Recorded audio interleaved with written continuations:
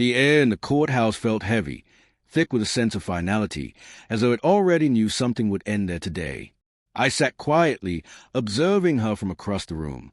My ex-wife, Madison, sat beside her new husband, a pale man with a cheap suit and anxious eyes, gripping her hand like a lifeline.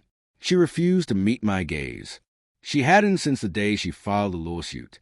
The house should be mine, she claimed in the complaint filed neatly 2 years after our divorce was finalized. It was meant to be a home for a family, she argued. We are the family now. A lie wrapped in self-righteousness. I built that house with my own hands. Every nail, every beam, each corner of the structure was part of me, part of the memories I poured into it. And yet, she thought she could simply waltz back into my life and take it from me as if it were owed to her. I didn't have a lawyer. I didn't need one.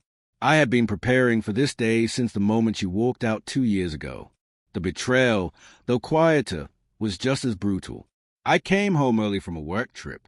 The house smelled strange, too much vanilla in the air, trying to mask something foul beneath it.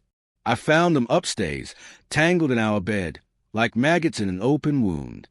Madison didn't cry. She didn't beg for forgiveness. She just smiled that hollow smile, the one I used to believe meant love, and said, "Maybe this is for the best."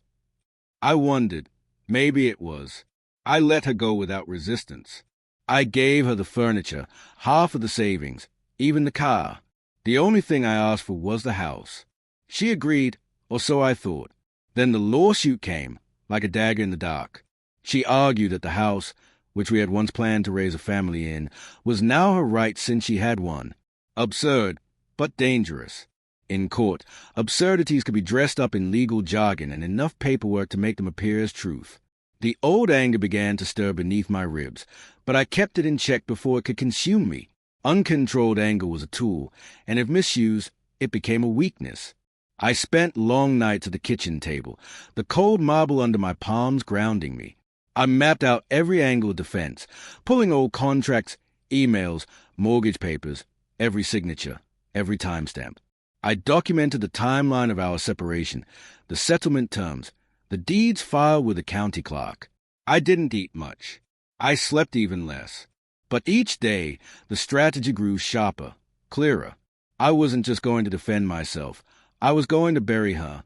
I began with quiet surveillance, legal, discreet. Public records revealed that Madison and her new husband had filed for bankruptcy just months earlier. The lawsuit wasn't just about the house. It was born out of desperation. They were drowning, and my house was their lifeline. They needed to win. I needed to make sure they couldn't. A few calls revealed more. Her new husband had several fraud charges dismissed years ago, mostly due to technicalities, but they still tainted his credibility. Madison herself had lied on her bankruptcy forms, omitting assets gifted during our marriage. Small lies, but fatal when exposed. I gathered everything, every shred of evidence, not just to defend myself, but to dismantle her entirely. And now, here we were, sitting in that stale courtroom, the ticking clock counting down to the moment of judgment. Madison's lawyer, a hungry man who smelled of sweat and desperation, strutted through his opening remarks. He painted Madison as a victim, abandoned by her first husband, struggling to build a new life. He spoke of intent and family, weaving a pathetic story designed to tug at the judge's heartstrings. I said nothing, just watched. When it was my turn, I rose alone. The courtroom seemed to lean in, the air shifting with a change in tension. I spoke calmly, laying out the entire timeline. Our marriage, her affair, the divorce, and the final, clear property settlement. I pointed to the deed, the mortgage, and the payments I had made long before her new marriage. Then I produced the records, her bankruptcy filing, the concealed assets, her husband's fraud history. The judge's eyebrows knitted together in surprise. "Are you suggesting the plaintiff is using this court to defraud creditors and reclaim an asset she voluntarily relinquished?" he asked.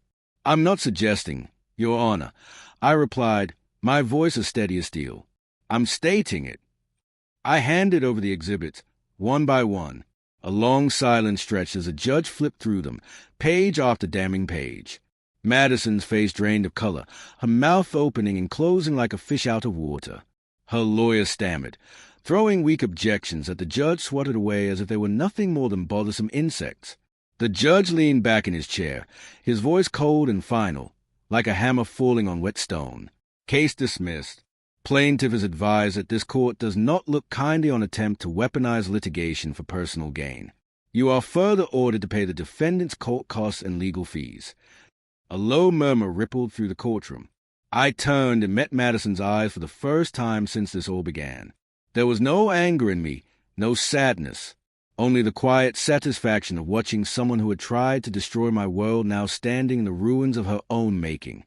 She tried to say something, an apology, perhaps, or a plea. I'll never know. Without a word, I walked past her, the weight of victory settling over me like armor.